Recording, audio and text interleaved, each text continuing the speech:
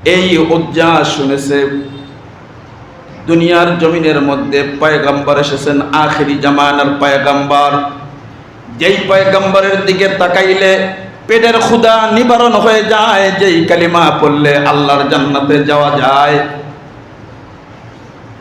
উজ্জাস শোনার পর অপেক্ষমান, না না, পয়গম্বরের কালিমা আমাকে ধারণ করে নিতে হবে, এতে যা হয় হোক, আমার কোনো সমস্যা নাই, কিন্তু কালিমা পয়রা মুসলমান হইতে হবে। চাচার মাঝে জীবন যাপন করে, চাচার মাঝে জীবন যাপন করতেছে।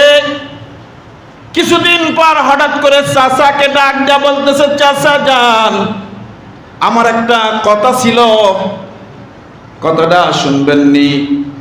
এবার চাচা বলতেছে, ভাতিজা কি বলতে চাও বলো। ভাতিজা ডাক দেয়া বলতেছে, ও চাচা, আখিরি জামানার পয়গম্বর সম্পর্কে আপনার ধারণা কি? আব্দুল্লাহর পোলা মুহাম্মদ সম্পর্কে আপনার ধারণা